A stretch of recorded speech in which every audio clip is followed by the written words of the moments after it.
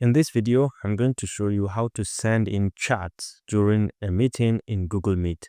So assuming I'm on an existing meeting over here and I want to send in a chat, I can just come down here, I can click, and then I'll be able to send the general chats to people over here. So let's say, hello, and I hope we are having a nice meeting.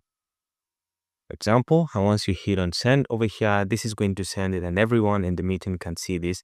And the good side of this is that you can pin this for people who join the meeting later to be able to see this very chat or comments that you have inserted. So to do that, you can hover over the image, the comment, and you can pin it directly over here.